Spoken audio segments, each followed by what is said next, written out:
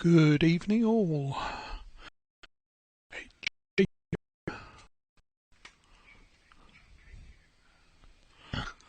Just mute that fella.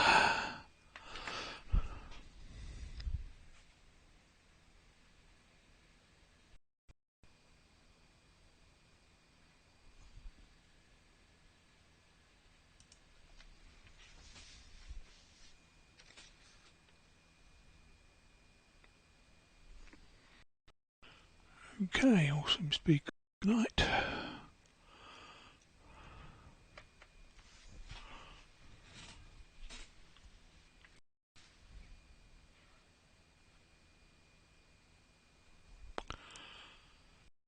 Welcome to Thursday evening BATC Net. I have G4XAT who will be first. Gareth, if you can get ready please. Followed by Rob M0DTS, Mike G0MJW, James G0DQH, and Richard GI4DOH. That's all I have so far, but please come up on the chat if you'd like to join us. Okay, I have GTZ and G3IUZ. So that will be the order. Thank you, Roger. Portsdown 4 is having terrible trouble. Operator, I think, Mike. No, we'll have a look at that later.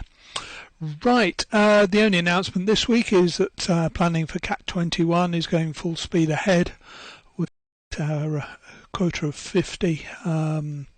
So really pleased that it's been so popular. And I spoke to the team today. They're looking forward to working with us on Saturday 21st. So without further ado, I will put it round to Gareth for it to take it from GHGKQ and the BATC Net.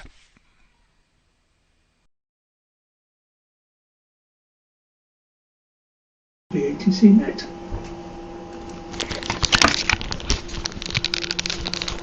Right, that's working, good. Let's find the mute button. Mute. Good, evening all. Thanks Dave, G8 GKQ, thank you for that, from G4XAT. Back after a few weeks off. I've been busy doing other things that intrude upon my life, so if I put my picture on, that would be a favourite, wouldn't it? There we go. So I'm still here, a few 100 grams lighter than previous, partly taking more care of what I eat, and partly I'm just trying to read the web, right? Not me, that's okay. Just working a bit harder than sitting in the shack. Okay, I'll show you what I've been working on with my son. He finished this, well, he started this when he was 17.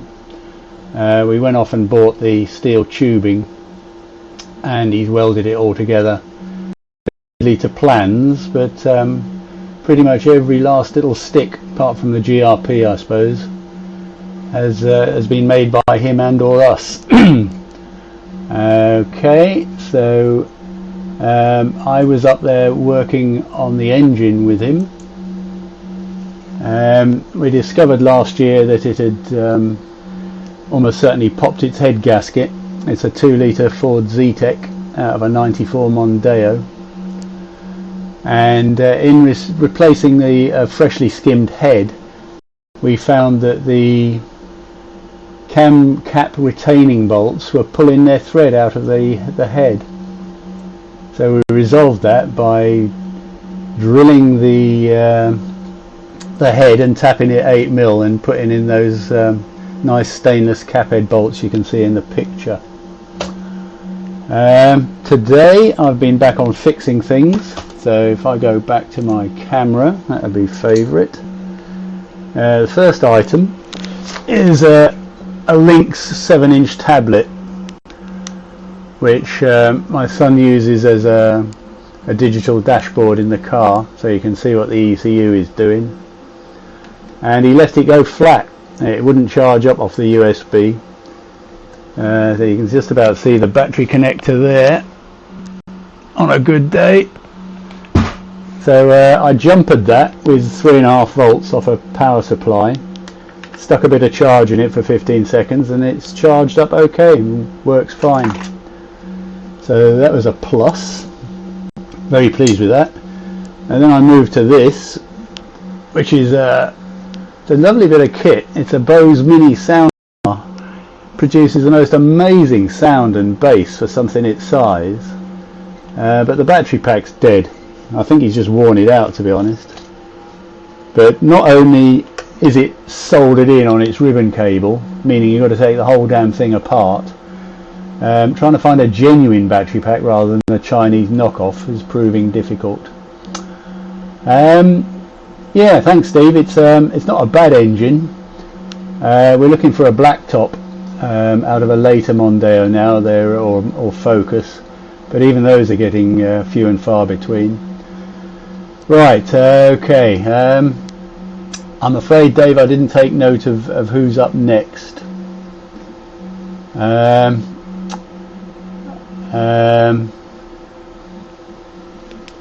Hang on, transition back to me. Damn, I've done it again, haven't I? Silly me. Right, okay. Here we are. That's the Bose with its battery pack on a ribbon cable, and I think I got the Lynx tablet right, but if I didn't, stupid me. There's the Lynx tablet. It's been a while, folks. I've had a very busy day. Right, okay, I'll shut up and bore you witless on the next over. I've got another engine to show you if I can find the video. So round to you, Rob. M0DTS to pick it up from G4XAT in the BATC Thursday Evening Net.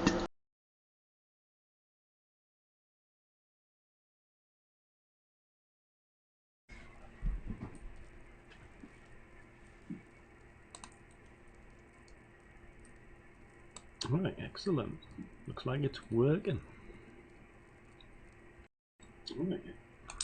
There we go. Well, that wasn't the picture I expected to come up. The times C920 to actually focus on something nearby, and it doesn't work, eh? Oh. That is typical. Right, hang on. Camera. Where's the? There we go. So yeah, what have I been doing? As you can see by the mast, it's a bit blurry in the background. It's kind of shrunk width-wise, and I've now gone to 10 gigs narrowband on the mast. It's a bit blurry, that picture. It's looking through double glazed window and things. But yeah, I've got the 10 gigs up on the mast. There's quite a bit of rain around, very useful rain, but that's the beacon.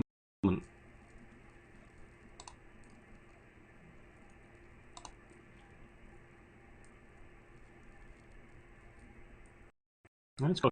Okay, might in the background.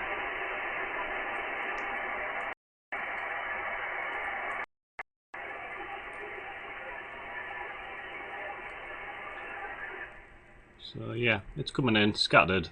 It's not really direct.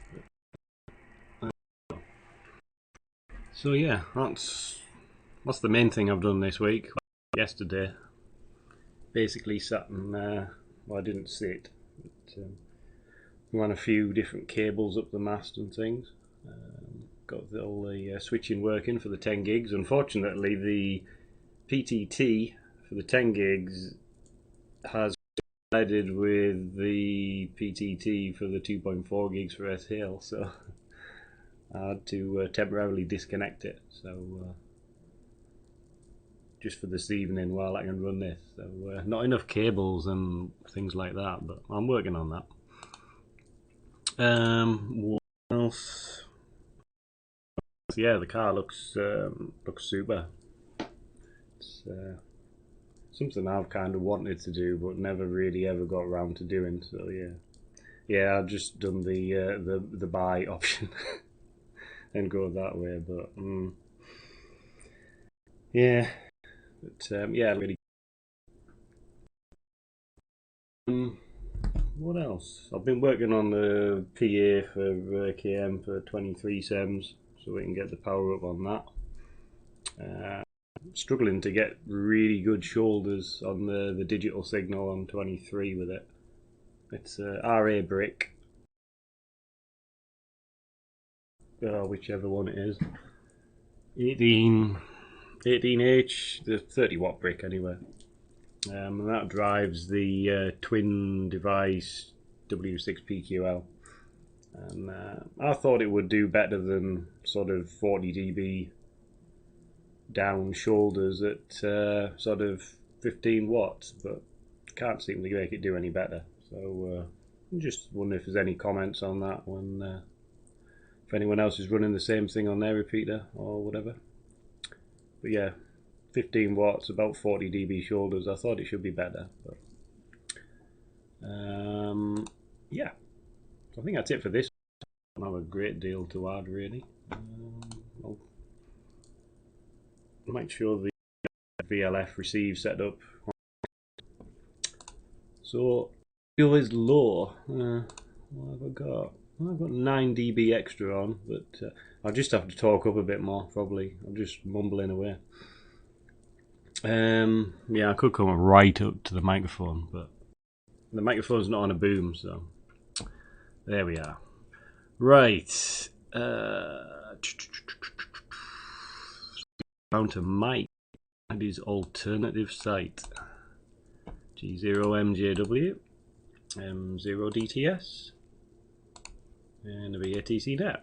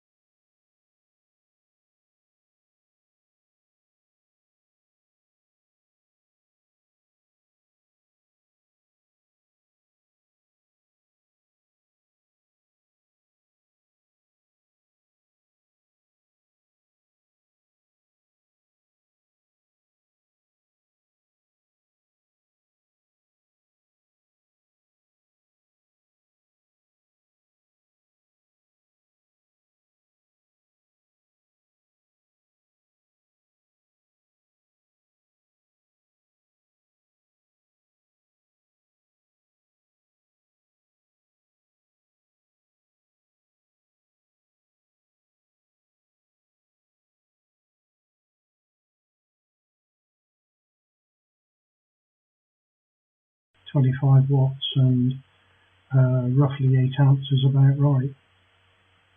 I probably think it is.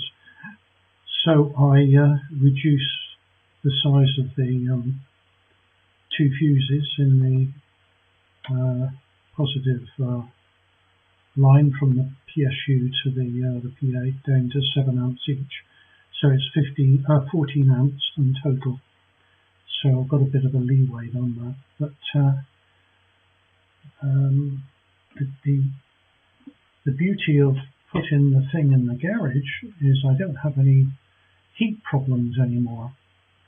So if I come up to the picture of the PA, so some of you will have seen this before anyway, but I'm looking at the temperature, and the ambient is 20.5 in the garage and 20.6 on the PA, so all looking good. The PSU is at the top left there, and I've used a very thick loudspeaker cable, would you believe, to supply the current down to the PA, which is a single FET. You can see the driver to the right, and the bias supply, which is the little black box glued onto the top of the, or rather the side of the driver PA. There is a low pass filter, but you just about see that up on the top shelf, a little bit to the right hand side, and that drives another Chinese PA before it drives the driver PA in the main PA. So the little white box on the top, on the right, switches on and off the power through a contactor, and I do that remotely from the shack. There's another one up there that switches the bias on, or rather on and off. So it all works rather well, and I don't have to go down to the bottom of the garden anymore in either the rain or in the boiling heat to sort anything out. It's just a pleasure to do now. Not that I've had any problems with it, it just works beautifully. Anyway, that's about it from me. So I'll pass it back to the next person, which I believe, I'll get the list back down, is GI4DOH in Ireland from G0DQH, and hopefully see you all next week. I won't be back for the second round because I've other things to do, I'm afraid, and I'll explain when I see you next week. G0DQH.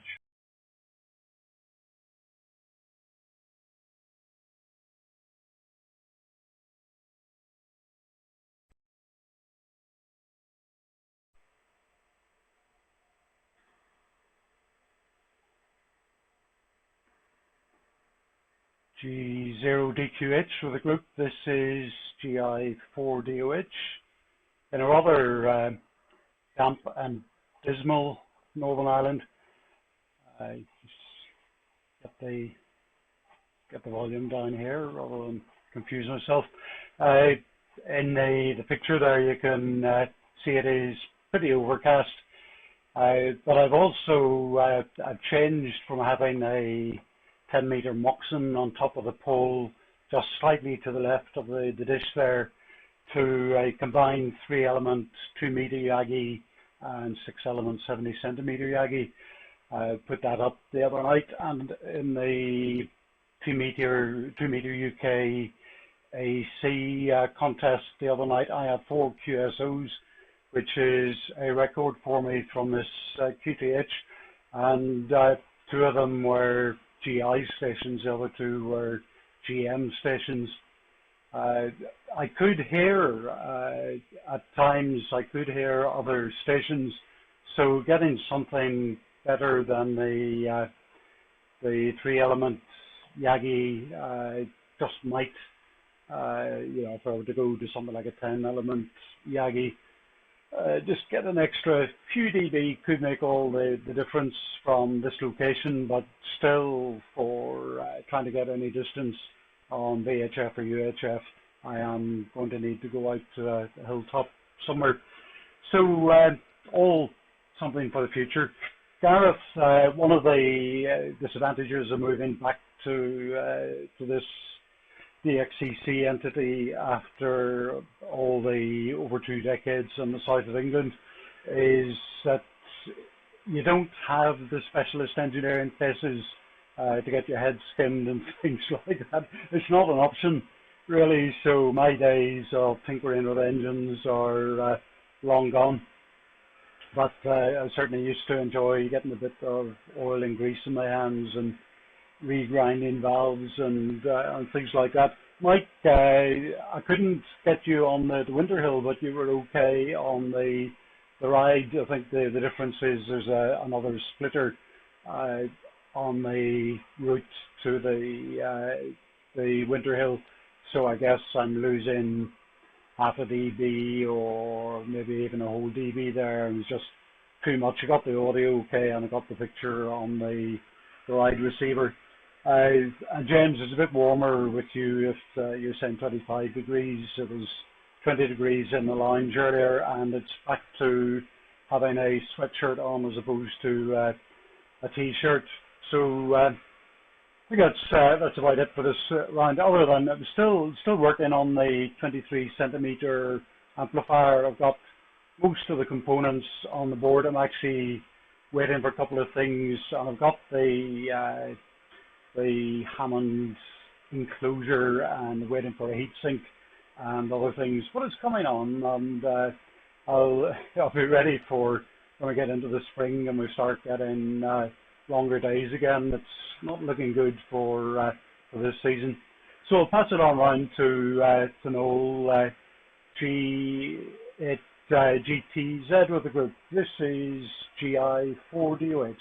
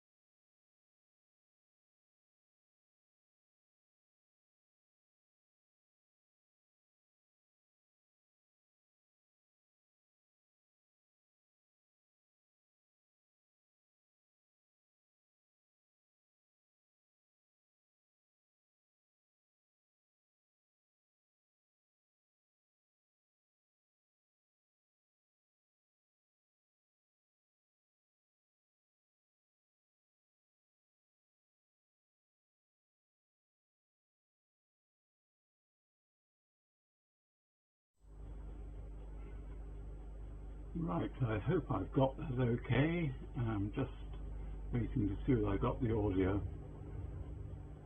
I hope I've got that okay. Yep, seem to get some audio. So good evening everybody, and despite the weather, hope you're all surviving okay. 1-2 notes here. I'm pleased to see you on there, Gareth. You may remember 2 or 3 weeks ago we had problems with my fan, which someone kindly remarked it sounds as if I was on the top of a mountain.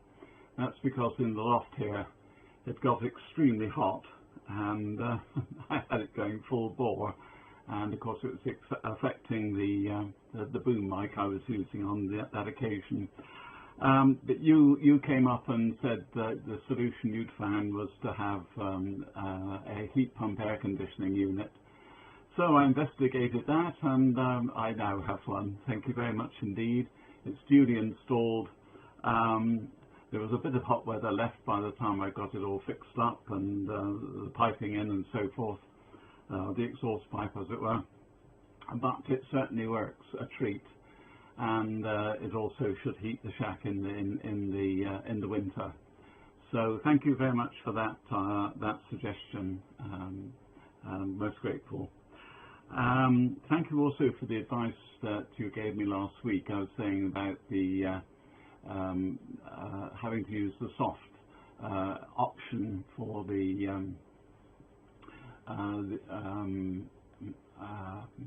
F1EIP's software, as my computer wasn't powerful enough or didn't have a good enough graphics card. I asked for advice on the graphics card, and very kindly several people suggested a GTX 1060 or better. Managed to find one reasonable price when it came to the bidding on eBay. It's now in, and I'm now using the NVIDIA GTX card, and my impression is that it's working a great deal better. So I will see what comments you have on the picture quality tonight. And the other thing I showed you last week was the homebrew 18-element 23 SEMS aerial that with a preamp that I've been building in the hope of having some terrestrial contacts. Well, I've got that up, and I've done some tests with G4UVZ. Adrian, who's about 15-20 miles away, about the only other apart from G8KOE, who I haven't been in touch with yet, Martin. But Adrian, I've been copying some very good pictures from him. I've yet to build my 23 SEMS amplifier, so I haven't been able to squirt any video at him yet to discover how that works, but certainly on the reception side with the preamp, it's made all the difference. So that was good. And the final thing, just to show you, in contemplating the 23 SEMS terrestrial, the matter of aerial switching and so forth, and I had no relays suitable for the frequency for 23 SEMS. However, I found these on eBay. They are very small, as you can see. About the size of a sugar cube, I guess. They are from a firm on eBay that strips out aircraft avionics. Come complete with some 50-ohm tails, and this is the data sheet for it. And you'll see it's rated at 200 watts if you're cold switching, or 75 watts if you're hot switching. And the frequency range is 0 to 500 megs, with somewhat reduced for higher frequencies. So I thought, well, let's see what in fact it could do. And this is the spectrum curve for it, which I took today, and you'll see that it's only seriously drops below about 1.5 dB loss going through it when you get above a gig. The marker is on 1.5 gigs, so it's about 3 dB down there. So I think that's still going to be usable, and better than anything else I've got. But they're available on eBay. I will, if anybody's interested, I'll put the reference up. So that's about it from me. It goes to Colin next, I think, G4KLB. So I'll just put the test card up, hopefully.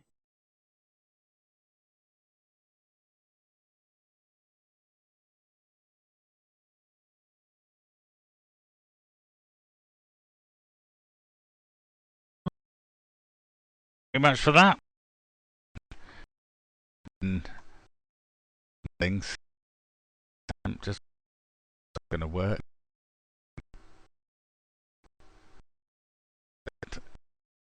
That was.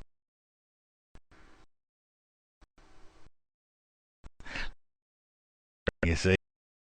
We had anything else?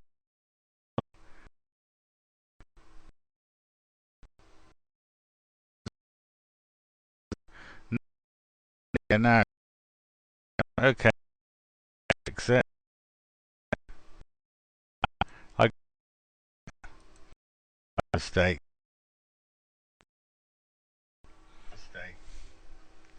Apologies for that. That was a bit of a drop off.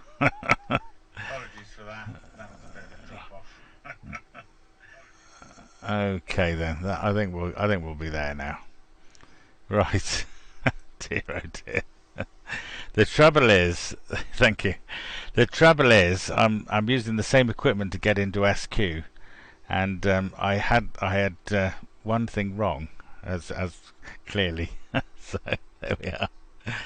Oh dear, oh dear, oh dear. Anyway, that's that's all right.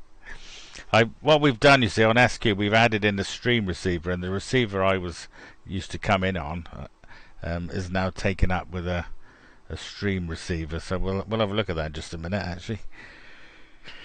But yeah, a bit of a rush today as well. I couldn't get prepared because I was late in. We've been down to Seaton, to the donkey sanctuary. XYL wanted to go and bring half of the merchandise back with her, I think. But so we've been down there.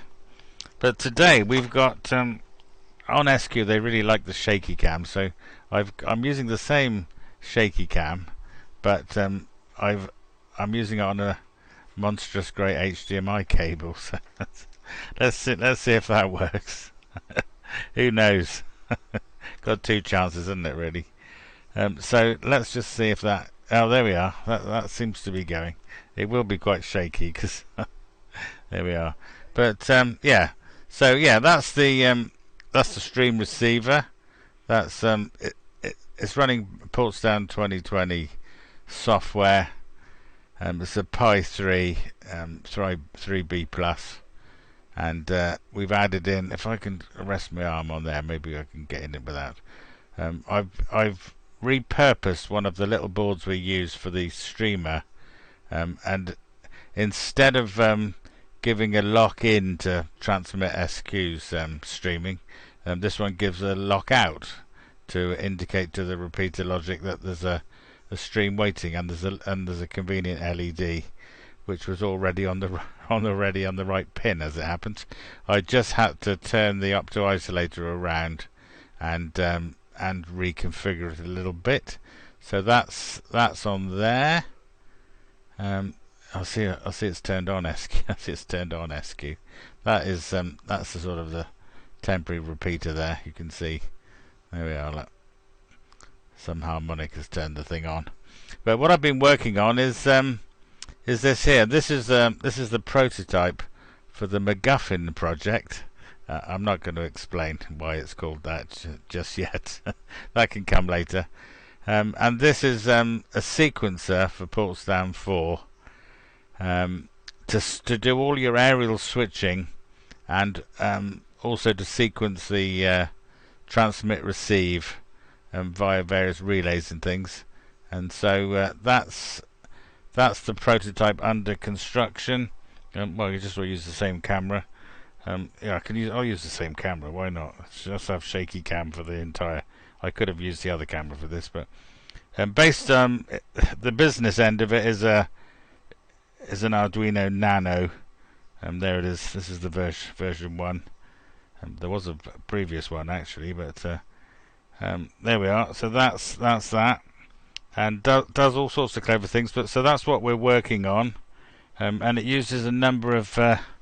These are a newer version interface card. Actually, this is a version 2 interface card with a. These are I/O expanders in the middle, and because they can't, the I/O expander can't drive a lot.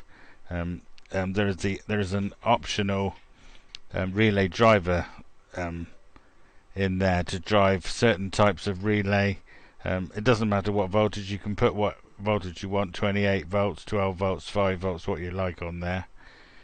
Or you can use relays like these relays here. So what you've got there is relays for PA power, relays for driver power and push to talk, this, that, and the other. And I'm using for the actual relays. I'm using these ones from SV1 something or another. He's got a website, but these are quite good.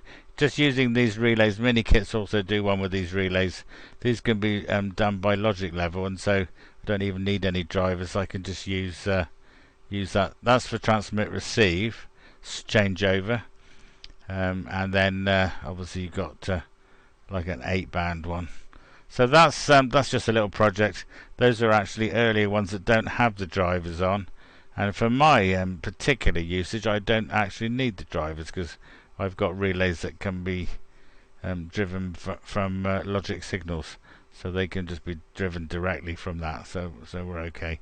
So anyway, that's what we're up to on there. I don't know how I'm gonna change this back over now. Where's quick? Find that there. There you are. Dear. I'm forcing myself to use OBS because I'm absolutely useless at it, and I guess practice makes perfect eventually. so that's what we're using. You can get those relays from Farnell. Yes, indeed. And you have a PCB. Oh, that's very good. That's very good. Yeah, they are a standard relay. I couldn't give you the number offhand, but other people have used them for other things, and they are quite good actually. They are quite good. Is GTZ ready? Before I depart, I'll wait to see if he is ready or not. We'll wait for an answer. But yeah, so that's one of the things I've been up to this week. You're not ready. Okay, so I'll pass it to Dave then. Oh, that's a nuisance, isn't it? Okay then, Dave, if you're ready, G8 GKQ to take it. G4KLB. Oh.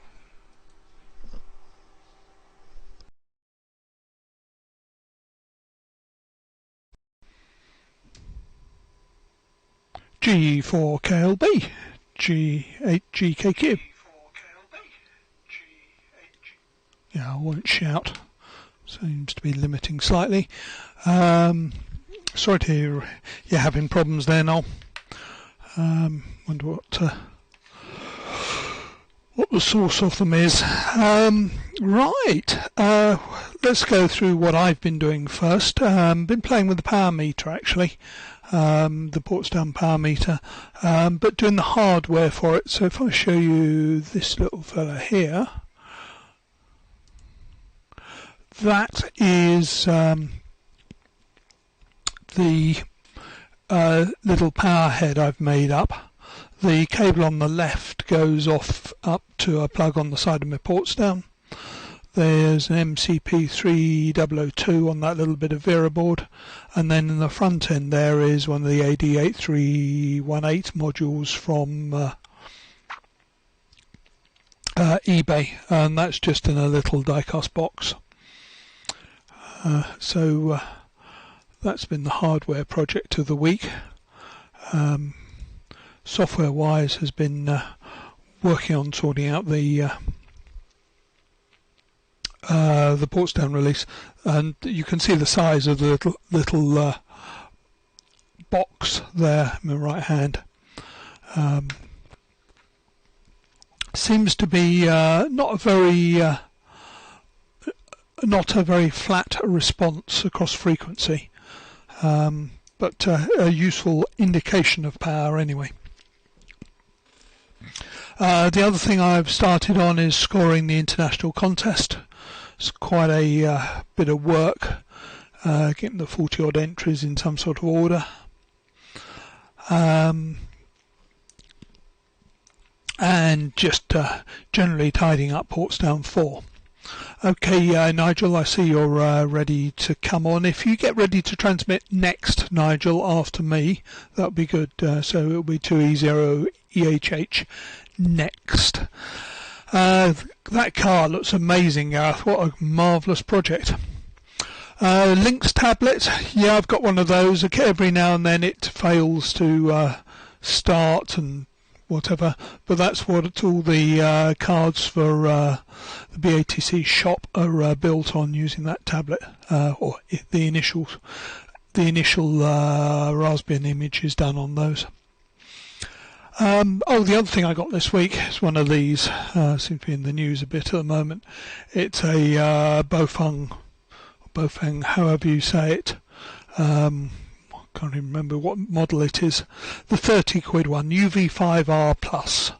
I've heard tales about them being very dirty and everything. Well, there's nothing above minus 45 dB, which for a handheld, for occasional use, is quite adequate for me. So for the price, I thought for a dual band handy, very good. Although it's not the quality you'd expect from Yaesu or Icom, but I didn't pay. I paid a fifth of the price of a Yaesu or an Icom. Roger, those relays look good. You probably missed our relays last week, although they wouldn't handle the power of that one. And your transmission looks really good, Roger, on that card, and well done on getting it working. The one comment I would make is your camera looks soft compared with anything else you put up. It's always the way. You make one thing better and it shows something else worse. But no, superb pictures, whatever. So I think that's it. Noel, if you could come up to say whether you've got anywhere. But what I will do now then is put it round to Nigel. And Nigel, if you can pass it to Noel afterwards, and Gareth, if you can take it if Noel doesn't appear, please, after Nigel. Go back to test card, no go. Oh, right, okay. It's the Pluto issue again, I think. Right, so it'll be Nigel 2E0EHH to take it, and then Gareth G4XAT.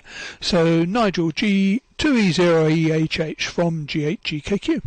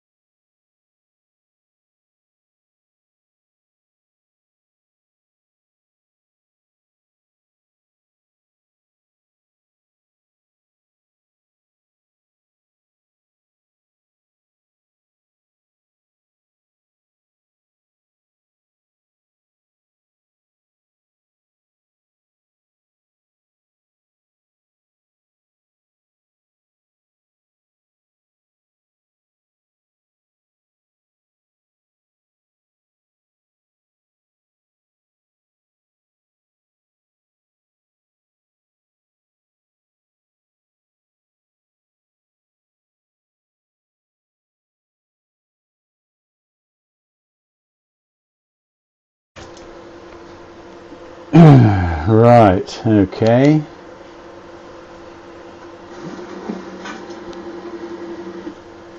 Right, okay. G4XAT from G8GKQ.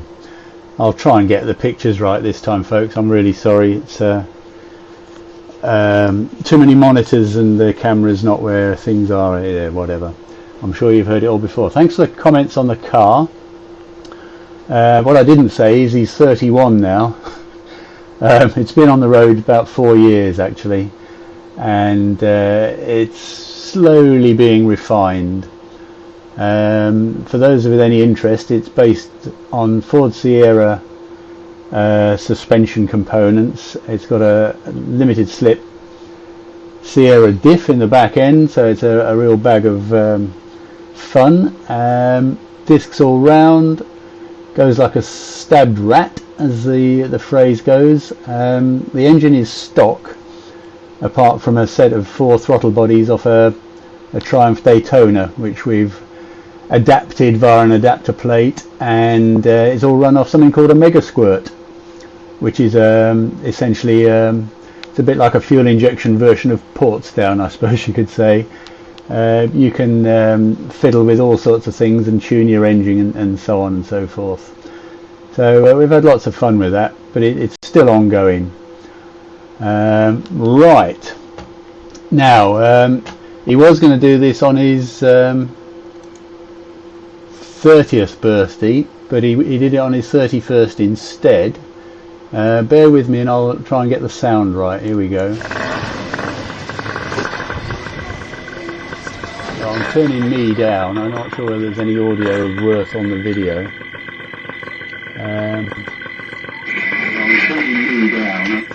Yes, there is, possibly. He paid 200 quid for this, courtesy of his company. He's worked for the company for 5 years, and at that point they award a £200 voucher to their still remaining employers. And he had an hour and 40 minutes in the air on this tandem arrangement, and pulled 2.5G. I'm thinking, my goodness me, I'd be thinking about them strings attached to the fabric with that. I'm not sure how we can speed the video along, and then I'll probably miss the takeoff anyway, so I'll pause it at that point. Oh no, we're off. Are we off? Nearly. And of course you can't hear what I'm saying anyway. Let me shut that one down and talk to you instead. Okay, his company, because he worked for them for 5 years, they give their employees a £200 voucher, and he had an hour and 40 minutes flight on this.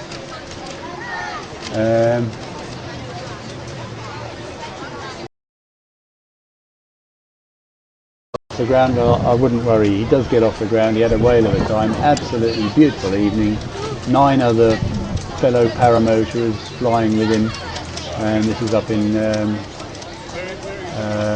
Midlands somewhere.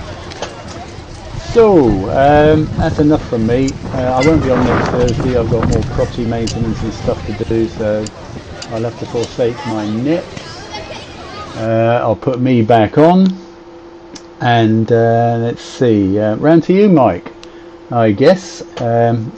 G0 MJW, my apologies, from G4XAT. Round to you, Mike.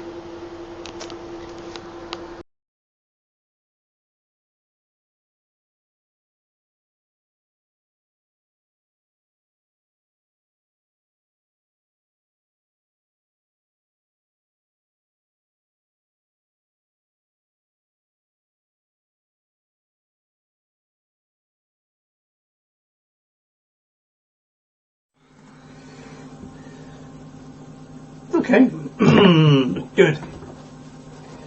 I presume I've got video. Come on.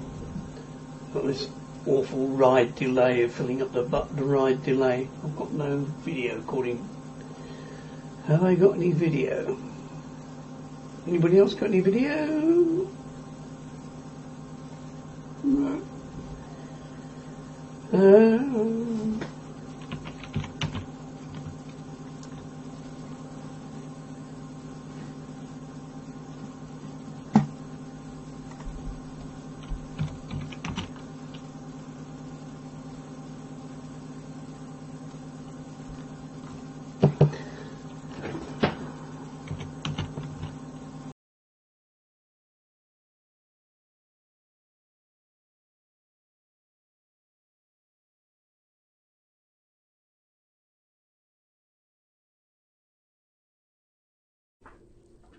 Don't panic.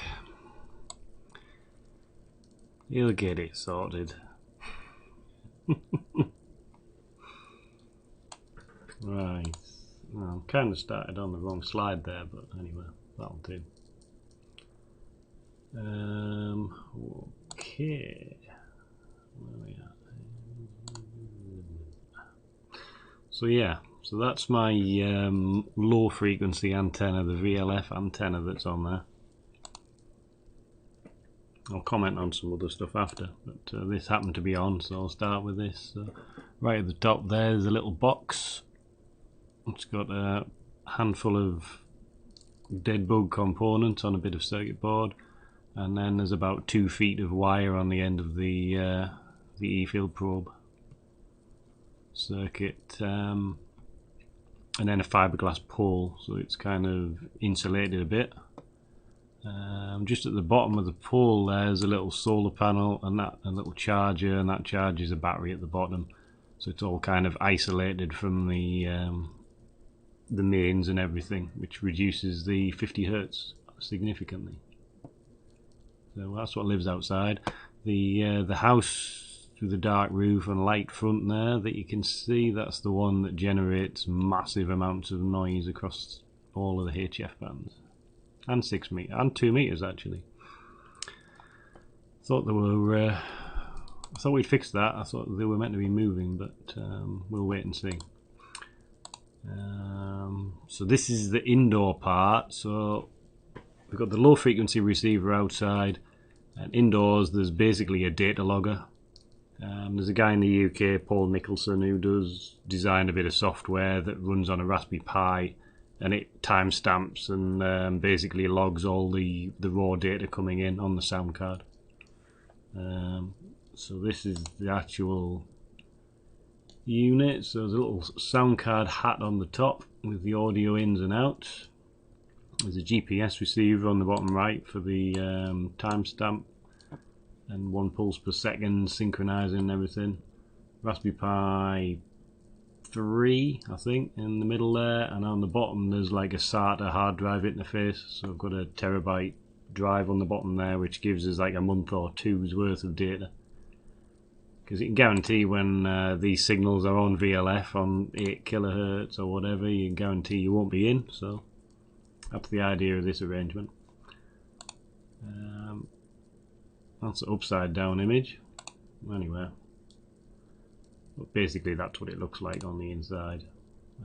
And that's another one of the VLF receivers.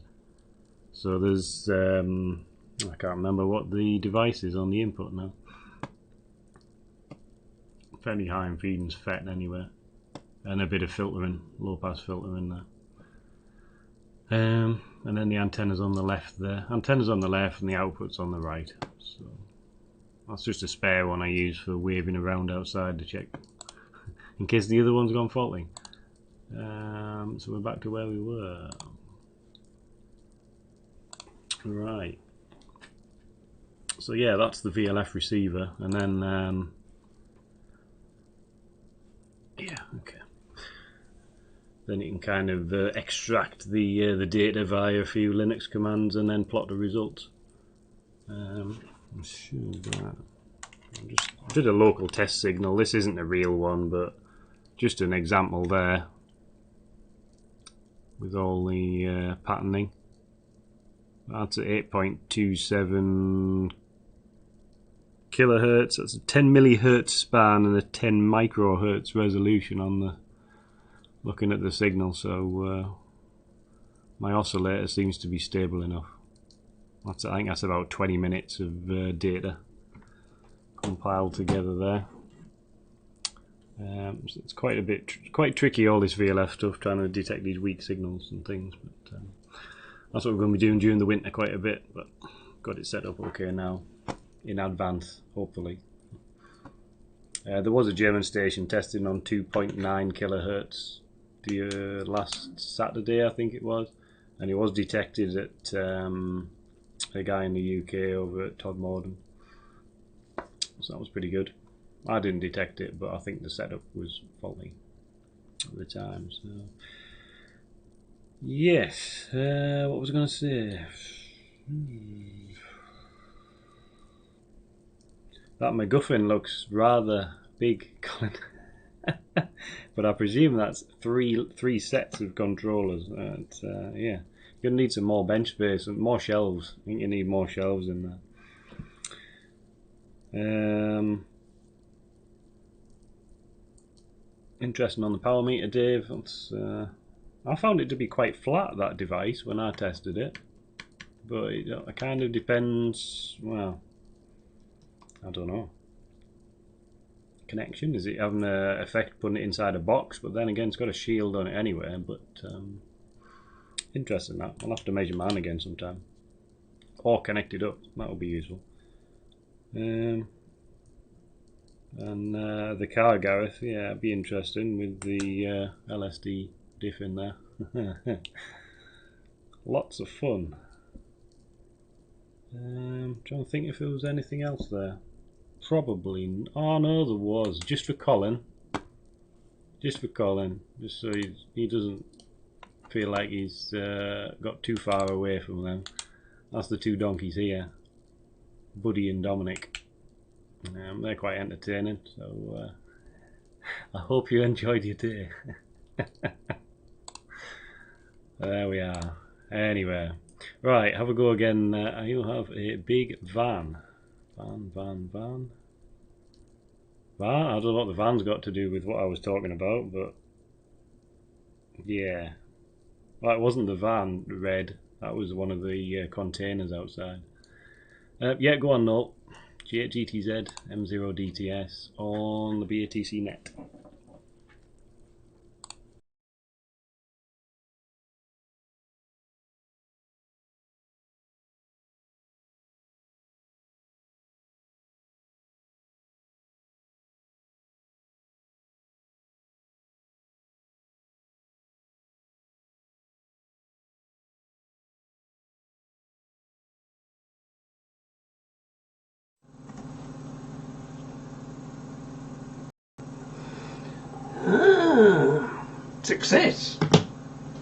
Success. Right, wait for somebody to spot the difference. There is something a bit different about this.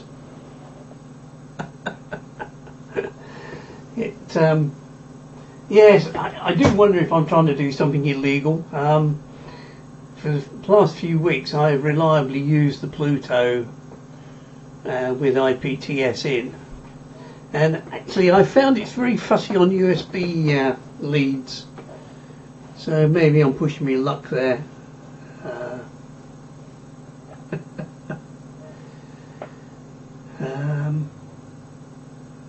So there we go. Anyway, hopefully you're seeing this, but there is something different about it, so first one to spot it gets a prize.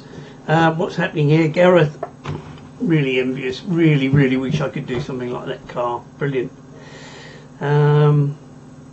What we've been doing here, as Dave said, doing a bit of planning for Cat, particularly around the meal, as some of you will know. But all seems to be going okay. Big news of the week is that we have lost, no, 90% certain we've lost the site for GB3HV and all the Farnham Web SDRs. So I've been doing a bit of work in the background to try and find some alternatives. May have secured one by the looks of it, so we'll see. And if that comes off, that could be pretty good. Went to the rally, I think somebody said. Went to a rally, what about that? First in 18 months on Sunday, and bought some nice things like this for a £5. Where are we? Yep, so very nice Agilent relays, 26 gig relays. But the big news of the week is the Raspberry Pi noise saga. And so if I go here, many of you will know that I built this module, which is a Langston stroke Portsdown, and I've been plagued with 2 meter noise. Look, the spectrum analyzer's on because I've been trying to find out what's been going on with the Pluto. Hang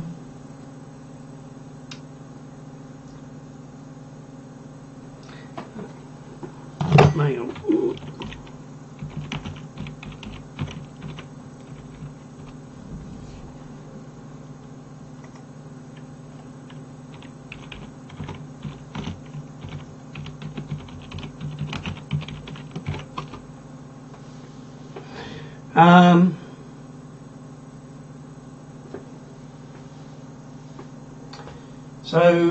Yes, been plagued with noise on this, and so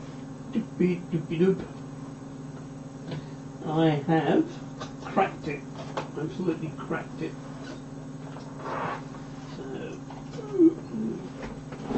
So I've absolutely cracked the noise.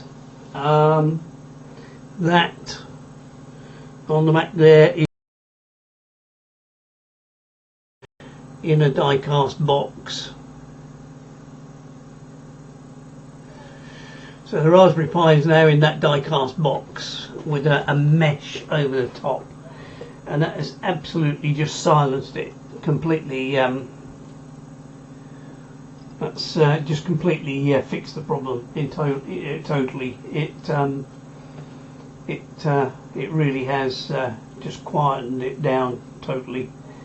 So really pleased about that. Oh, the other thing I did, as well as put the Raspberry Pi in a mesh,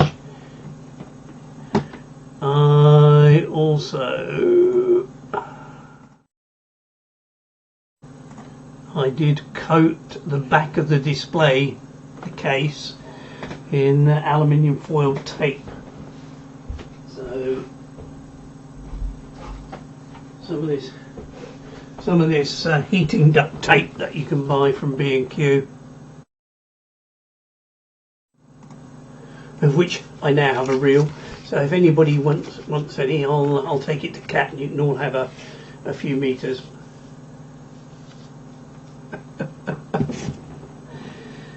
So yeah. So anyway, the difference is that I'm using DVB-S, because what I've resorted to is to use the Express card, and the Express card works very, very well, of course, but it doesn't do DVB-S2, does it, Dave and Charles and whoever wants it? So I've got the Express card in the same box as the ports down, and there's everybody's. It's not easier to plug the C920 into the Pi 4, otherwise I would have done that, Mike. Don't make assumptions. This was the easiest way, was to use the Express card, which was already in the box, but it's basically because the Pluto isn't running with IPTS, so or it's unreliable. I have used it actually quite a bit, but there we go. So it is the Express card. I don't know why we never got to the bottom of why it doesn't do S2. Perhaps Charles may comment, but I'll obviously have to find another way around it. But there you go. Anyway, so the big news of the week is that we've lost the site for GB3HV, but we found the noise on the Raspberry Pi. So there we go. And Charles reckons it's nothing to do with him. Okay, don't know quite who it is anything to do with, but there we go.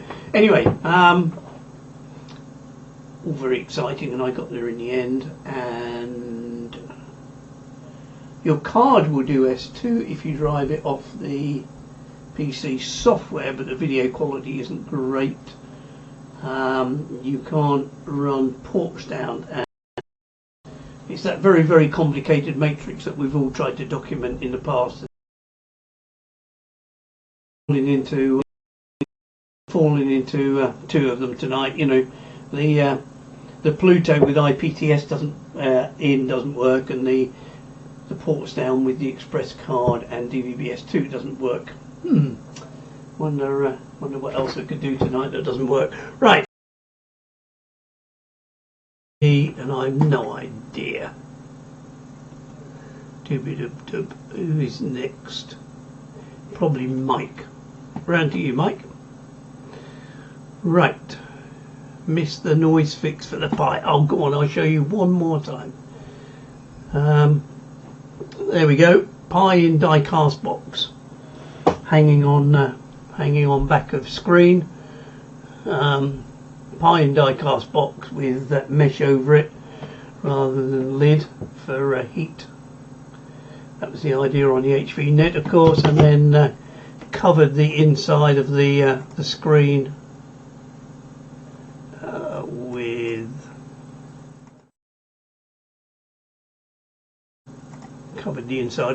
with aluminium sticky tape, of which I've got some.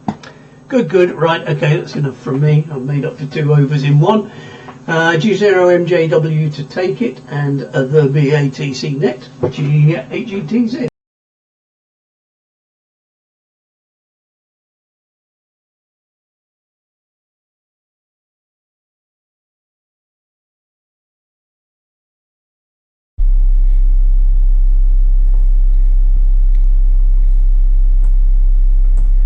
Right, hopefully I'm getting in.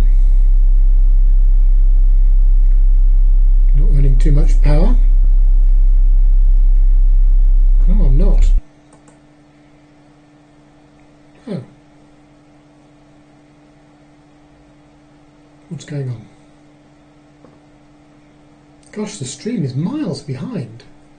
At least it is on mine. It's way behind the Portsdown 4. Anyway, never mind. Hi everyone. It's a different alternative view of the position in the shack. Temporary shack. Just to show you what it looks like. Not the usual place. But anyway, hopefully the picture is adequate for 2/5. It should work down quite a lot better than 2/3 anyway. So maybe it'll be okay. Tim's got it this time, that's good. I am running more power. I'm running 5.2 amps now. I hope that's not too much. So I won't stay on very long. The thing about these Polish PAs is they don't seem to get very hot, and I'm worried about that because it implies that they're getting hot somewhere, but the heat isn't actually getting to the heatsink. But maybe it's just the heatsink's very efficient, or there's such a big lump of aluminium to heat up it cools it. I don't know. Anyway, lots of really interesting things shown today. So let's go to the other camera so that I can look at the screen and not look at you sideways. 23 Sims PA. That looks nice. I haven't tried building one of those yet, but I've got a 250 watt PA for 23 Sims, which was ex-G4 EAT after the sad events there. But I don't use that one actually. I've got a PQL which gives out about 100 watts rather than it's rated about 160 or so. I never managed to get it to work properly. None of them. I had 4 boards and they were all exactly the same. So all the power meters that we had at work and mine are all obviously reading too low. The 23 Sims relay, yes, that didn't look too good, did it, in terms of loss? 1.5 dB. The one that you can get from Farnell is about £20. Put it on a PCB, it'll work reasonably well. But those SMA relays do tend to turn up at the rally. It's just a matter of getting one or getting a rally. I'm on the lookout for a replacement one as well, so that I can sort out a few things a bit better. But I'll pick one up. I've got plenty of the 6-way ones, but not the 3-way ones at the moment, or 2-way ones rather, changeover.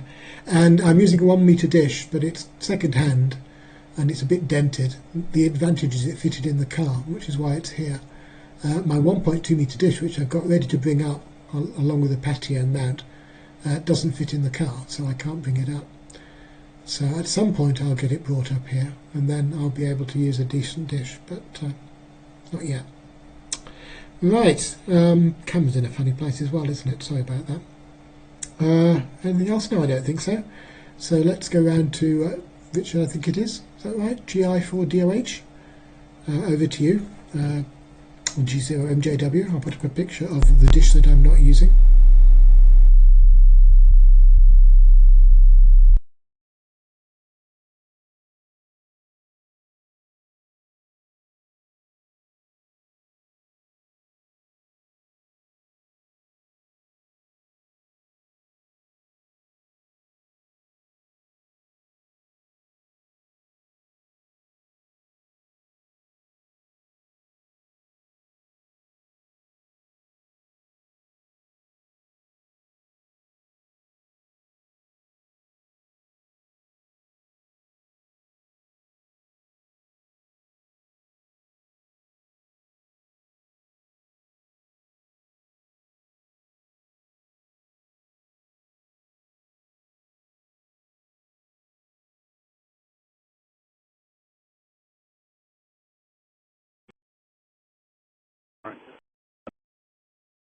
Called.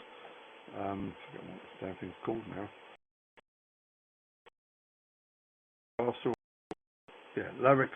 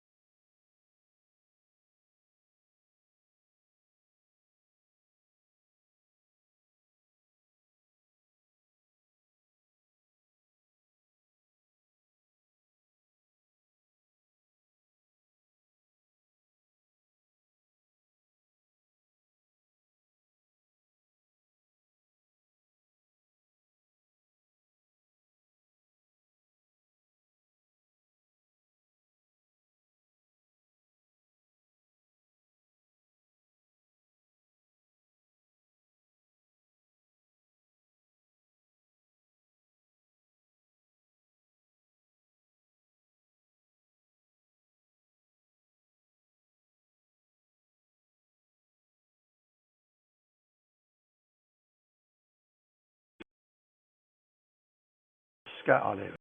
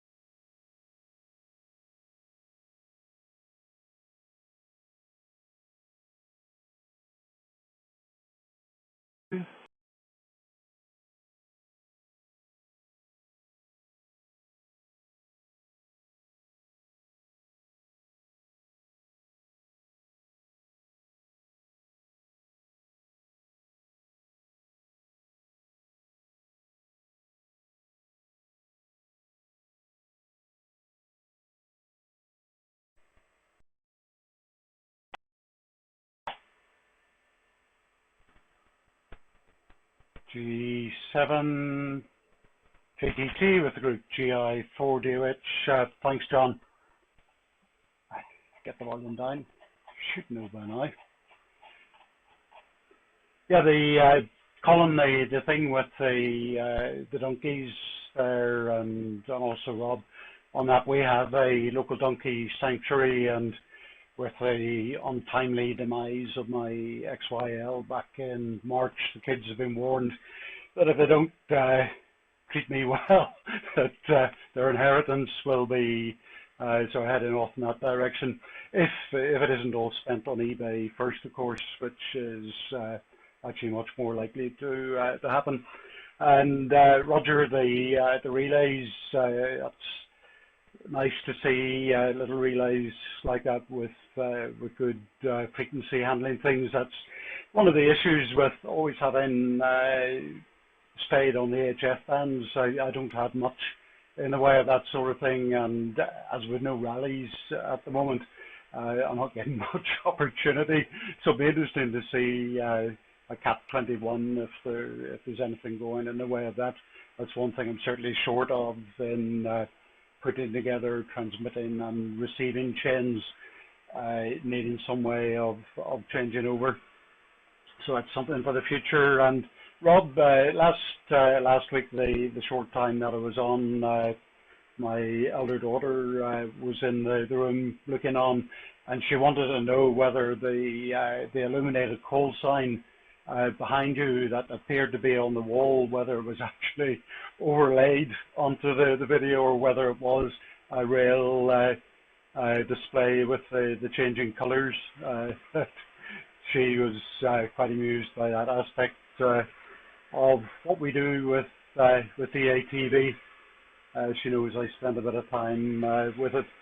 And Noel, on the interference, that's nice to know that enclosing the Raspberry Pi has sort of got round that. Generally, it tends to be sort of things can't radiate much by themselves, tends to be the cables and the rest, which is why I tend to keep a good selection of ferrites for things, and I don't think of any USB leads in use in this QTH that don't have ferrites on them, just as a matter of form, particularly on the HF bands, where I like to do the full 400 watts, and even the solar conditions at the moment, that doesn't really get you anywhere either. So that's partly why I sort of taking an interest more in the VHF and above, try and make up for some of the satisfaction I'm not getting further down the band. I haven't tried VLF myself. I have played around on the 60-meter band, so I can say I've been there, but I haven't tried VLF. And the dead bug destruction, of course, is an easy way of doing that. So it's one of the things with the 23 centimeter amplifier, which I shouldn't be handling without my wrist strap on. All the rest I should know better than that.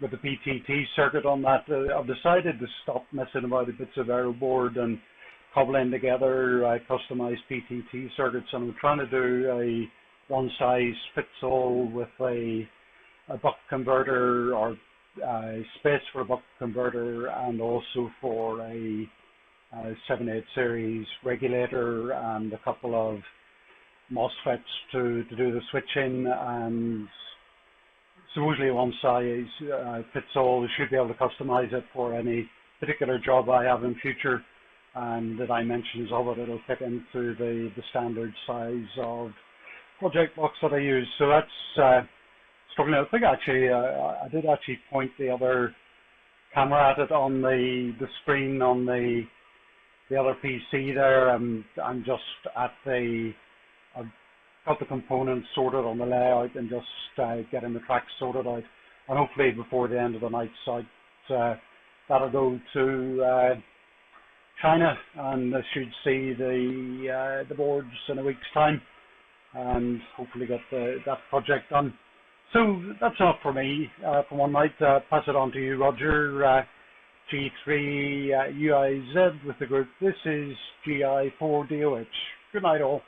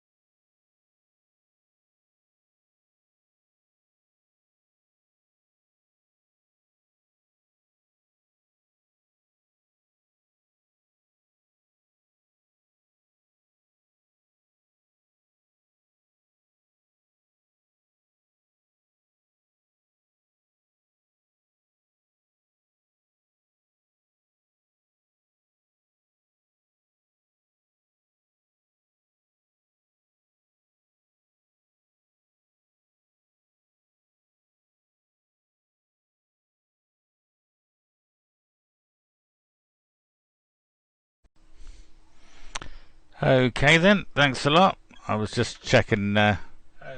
I thought you might be coming back on again. You see, so I thought I'll just hang fire a little bit, just in case. But it was a lovely test card, and I did have audio at the end there, so that was all okay. That's good. I'm looking forward to the promise of oh hello, oh Dave, Dave GKQ. I've took that camera off, Dave. How can I do this? Oh, I tell you how I can do it. I don't know. I've disconnected that camera. Dave just popped up on the on the stream. Oh, I know how I can do it. Let's get rid of that. Bring up the SQ stream. Oh, it's not enough wire. I've disconnected the other camera. Oh dear, oh dear. Let's have a look. There we are. That should be. I can hear you. Yeah, I can hear you. The others won't be able to. Hang on. Hang on. I've got the wrong. Here we go. There we are. Let's just. Oh, wrong. I'm trying to use the wrong mouse. You caught me out there, Dave. There's GHGKQ. Just about. Apologies for the showing you sideways. I've run out of wire. That's the snag. Run out of wire. And I can put a bit of audio on. There we go. We'll hear the audio through my microphone. That's using the streaming receiver. I cannot. Right.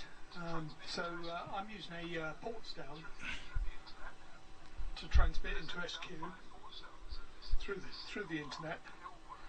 So there's only about 5 port downs in this signal path, but it all works from GKQ. Yeah, very good, Dave. Hang on, what's going on there? Oh, there we are. Yeah, apologies for that. If I could get this I've just run out of wire on this camera. So there we go. So there you are, you get the idea. That's into GB3SQ. Yeah.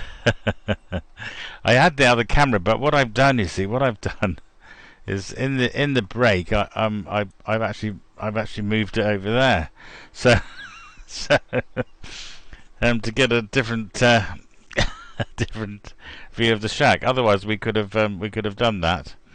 There would be a way to OBS it if I was quick enough. Oh, hang on. There's MJW in there now. What? Look at this. If sorry, you also can only have a short length of camera cable. So there we are. That's GB3SQ's streaming. There we go. There we go. Oh dear. Oh, it's all going. It's all going off there. They caught me out because I've moved the camera to over there. You see, I was back in again. What I'll do is I'll arrange an OBS for link. Now somebody's locked it up now. That's one of the issues, is it occasionally locks up if you get two signals at once or some other thing. Yeah, it's locked up now, so that's the end. That's the end of that. But yeah, because I was also getting confused here with sticking me. I got me out at me sticky tape to go over my port stands. I can't really see the screen all that well, but there we are. So that's good. Thanks for showing that, Noel. I'll have to put the port stand in a die-cast box. Yeah, I was too busy arranging pictures of donkeys. We've been down to the donkey sanctuary. That was a donkey that she took the fancy of. Unfortunately, been lying in the straw has ruined the photograph, but never mind. And they were all indoors today because they've got some more sense than we have. So yeah, that's down in Sidmouth. They have got hundreds and hundreds of donkeys. The ones at the centre are just ones for sort of interfacing with the public. The main farm is a little bit further away, actually, where there are hundreds and hundreds of them. But they do a good job. Rely on donations, of course, keep themselves going. So that's good. But we go there periodically. It's one of the XYL's things as the donkeys. So it's a bit of a trek. It's a bit of a trek. Yeah, that thing's locked up now. I'm not quite sure what the score is with the locking up. It's when you. I think what we've observed when you change from 4x3 to 16x9, sometimes it does it. But what it will do is it will keep the thing up. Up until now, I've just reset it, and I can do that remotely as well. But I believe there is software built in that gives it a kick every once in a while. I've forgotten the timing now, but I read something about it. That will cure itself. I think what I'll do is I'll leave that locked up, see how long it takes to unlock itself. But there we are. That's more than enough from me. There was another station, of course. Now I've been thrown into disarray. Now, let me get rid of that and then bring up this chat. Now, there is another station after me. Right. Okay. Oh dear. Which I've lost the call sign now. There we go. 2E0 Echo Hotel. To take it, G4KLB. been thrown into complete disarray in here. Doesn't take a lot, mind you.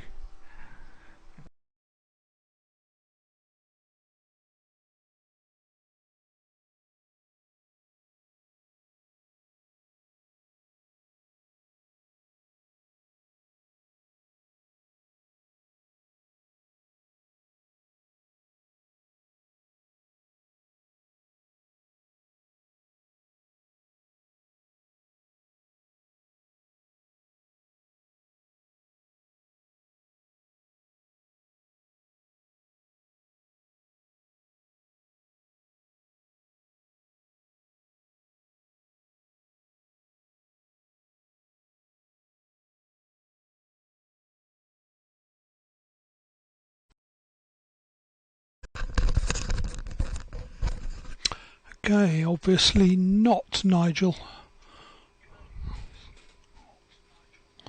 It's a shame. I know Nigel had replaced his feeder to try and get on tonight. But thanks for trying anyway, Nigel. Just a few quick comments, nothing about donkeys. Mike, you commented on the stream delay. I've just compared what I see off air to the stream on a Portsdown. It's about 2 seconds, about a bit less than 2 seconds, I reckon. Receive off air is from a Ryde, so I reckon the delay on the stream should be minimal if you use VLC to view with. It was about 10 seconds from transmission. That's probably about right, with the transmitting coding, the up and down, and the receive decoding, and then the stream encoding and decoding. So yeah, not so bad.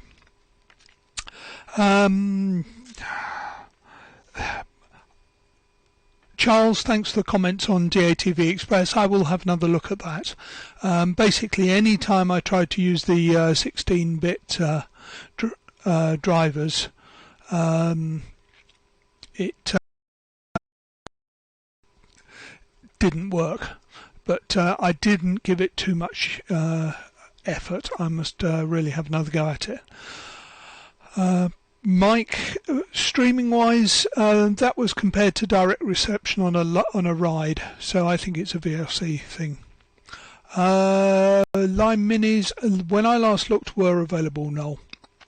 Right, I'm going to leave it at that, but thank you all for coming up on the net tonight. Really good to see you all. Look forward to seeing you all in a couple of weeks' time. And it was certainly good to see some people at the rally the other week. The weekend I did forget to show my goodies that I'd bought, but Noel showed one of them because we both bought those. So good night all. G8GKQ closing the BATC net and leaving the frequency clear.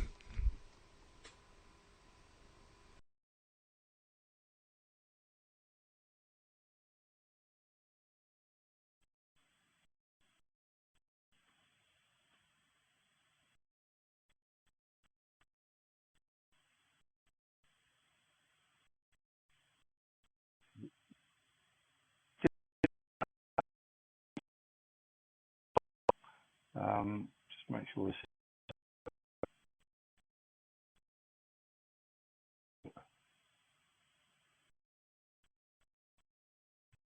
Right. In here for some.